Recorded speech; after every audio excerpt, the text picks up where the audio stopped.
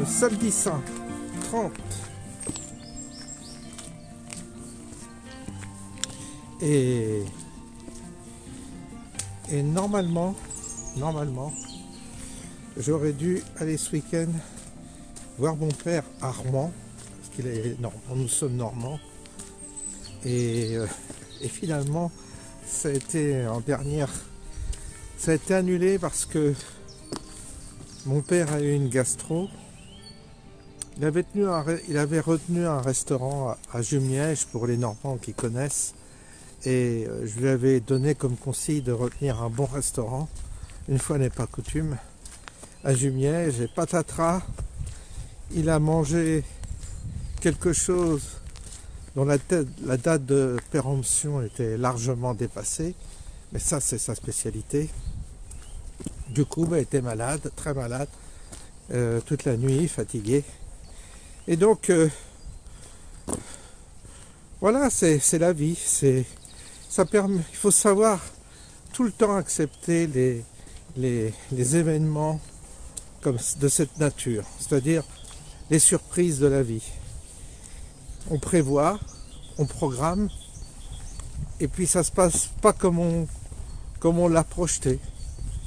Ça fait partie des circonstances qui nous échappent, c'est-à-dire qu'on ne maîtrise rien en réalité. On peut projeter, on peut faire des tas de projets, mais c'est une bonne leçon parce que ça permet de rester comment dire, fataliste par rapport à cette vie qui va où elle veut. Et bon, c'est rien, c'est un petit événement, mais ça aurait pu être grave. Il aurait pu finir aux urgences, il aurait pu, du coup, il faut organiser les choses de telle manière que on puisse, parce que c'est le problème des gens âgés, c'est que il faut toujours penser au pire, et penser au pire, c'est organiser avec le caractère des gens, ce qui n'est pas facile, et quand on est loin, c'est encore moins facile. Mais le coup de Pâques, là, eh bien voilà, c'est une surprise et je suis fataliste, c'est-à-dire que je ne me projette plus et c'est là en quoi je progresse, c'est-à-dire que je ne me projette pas.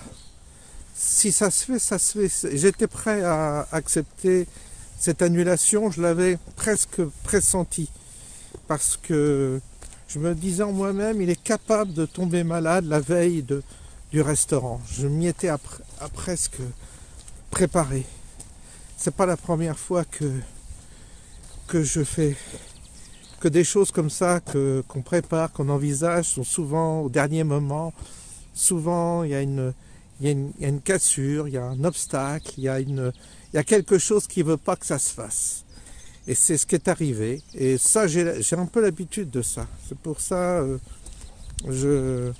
ça ne me surprend pas.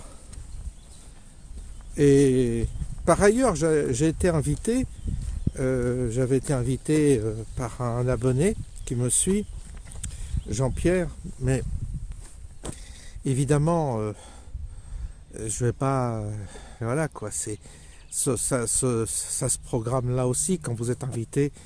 Je m'étais excusé en disant non, je dois aller chez mon père et tout ça, et puis là ça arrive au dernier moment. C'est comme ça, et c'est pas grave. De toute façon, il faut pas forcer les choses, il faut les accepter. Il faut accepter la vie, ce qu'elle nous offre, de bon et de moins bon. Alors quand elle vous offre quelque chose de bon, on se dit oh là, on finit par être on finit presque par culpabiliser de connaître un bon moment. Parce qu'on se dit, oh ce bon moment, je vais le payer. Je vais le payer parce que normalement j'ai pas le droit. J'ai pas le droit d'avoir un bon moment. Et c'est marrant parce que je suis tellement habitué à recevoir des coups de ce type-là, c'est-à-dire des déconvenus, je dirais, que c'est une situation normale d'avoir des convenus pour moi. Je me dis, c'est normal. Il y a une déconvenue, c'est normal. Il ne faut surtout pas que tu te réjouisses à l'avance d'un éventuel événement qui pourrait t'apporter un peu de plaisir ou un peu de joie. Surtout pas. Il faut que je reste toujours sur mes gardes. Et toujours, je me dis, bah écoute, alors ça arrive que je connaisse des moments de grâce, comme on dit, c'est-à-dire des moments où ça va bien, où vous êtes en bonne compagnie, c'est agréable. Mais ça dure pas longtemps, ces moments-là, donc il faut les apprécier. Vous savez, c'est comme un bon repas, vous appréciez, c'est succulent. Vous savez que demain, vous allez manger autre chose, ça sera la disette après, mais là, vous mangez correctement, vous êtes sur un bon mets qu'on vous offre et que quelqu'un vous a mijoté, cuisiné, et là, vous dites, wow, c'est un plaisir. Et d'un seul coup, voilà, c'est l'apothéose, parce que d'un seul coup, c'est comme une porte qui s'ouvrait sur le ciel. C'est-à-dire, d'un seul coup, vous avez à travers, je dirais, une expérience même matérielle, vous avez comme une porte qui s'ouvre sur ce que pourrait être le bonheur. Sur ce que pourrait être le bonheur. C'est-à-dire une forme de plaisir, comme ça, gratuit, qui vous arrive. On appelle ça une grâce. Mais sinon, la vie, non, en général, c'est rempli d'obstacles, rempli de déconvenues, rempli de choses qui sont accablantes. C'est comme ça, en tous les cas, moi, ma vie, elle est comme ça. Tant mieux pour ceux qui ont une autre vie.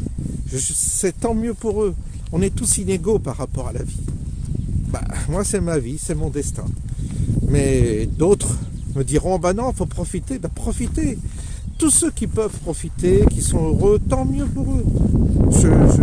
Qu'ils prennent, qu'ils dégustent, qu'ils soient heureux d'être heureux. Mais je peux vous dire qu'il y en a d'autres, c'est une vie hard, une vie laborieuse. Et depuis que j'ai perdu, parce que j'ai vécu évidemment avec la maladie de ma mère, et tous les matins je me réveillais, je me disais, qu'est-ce qui m'attend encore? Ça a duré pendant 2 ans. Qu'est-ce que le téléphone va m'annoncer? Pendant 2 ans ça a duré. Et pendant 2 ans, j'étais dans l'angoisse. Vous savez, j'appelais, puis il y avait toujours quelque chose de plus mal, qui allait encore plus mal. Chaque semaine, il y avait un problème supplémentaire, un problème supplémentaire, et un problème supplémentaire. Et je voyais pas d'issue, je voyais pas d'amélioration, je voyais pas. Ça a duré pendant 2 ans. Une longue agonie comme ça. Et puis mon père qui, lui, évidemment, dramatise, a toujours le don de dramatiser. Donc, en plus, au lieu d'avoir, si vous voulez, quelqu'un qui relève un peu. Donc, évidemment, ça explique mon tempérament, ça explique ma manière d'être. Parce que c'est vrai que, waouh, je me dis toujours, j'arrive à 63 ans, je me dis, j'ai quand même survécu jusqu'à 63 ans. Je pensais vraiment mourir plus jeune. Parce que pour moi, la vie, c'est de la merde. Et vraiment, cette vie, pour moi, c'est un chemin de merde, pas possible. Tout le temps, il y a quand même un ennui qui m'arrive ou un problème quelconque. Et je me dis, j'y suis arrivé quand même jusqu'à 63 ans avec, évidemment, des circonstances qui sont... une succession d'obstacles, d'adversités, et vraiment, j'en ai vraiment chié.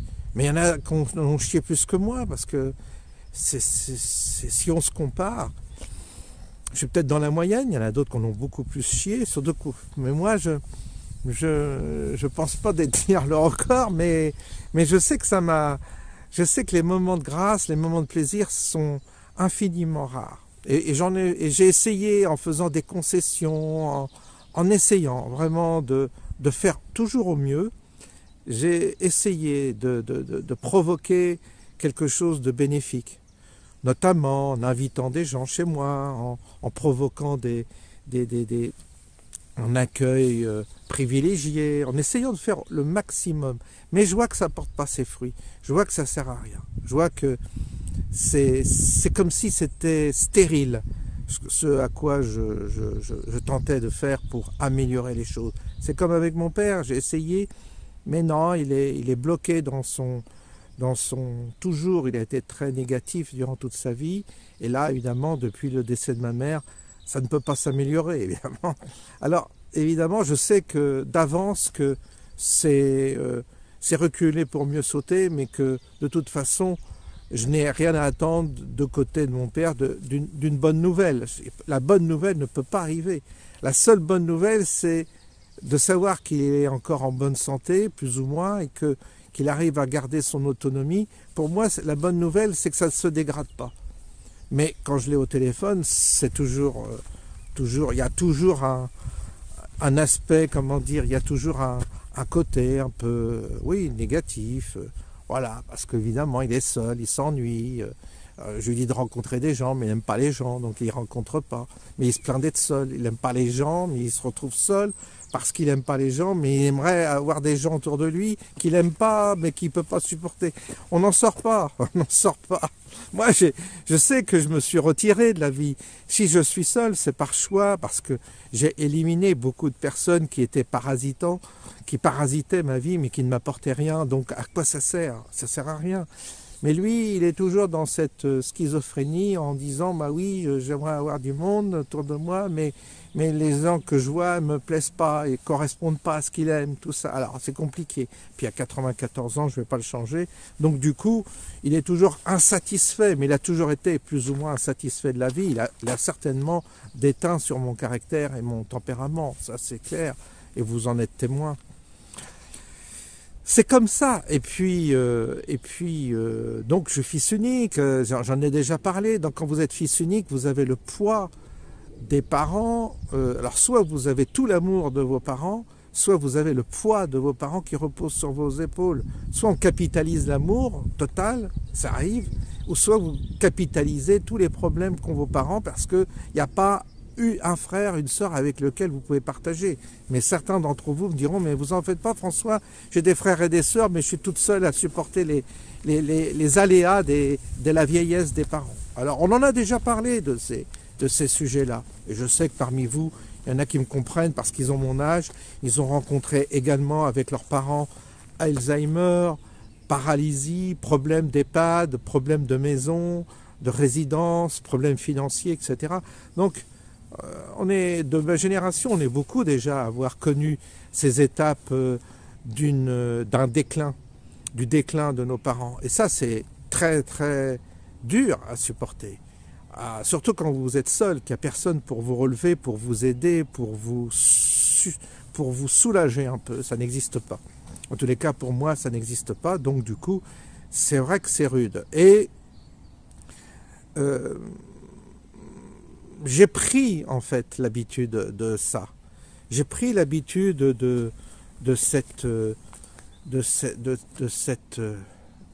condition humaine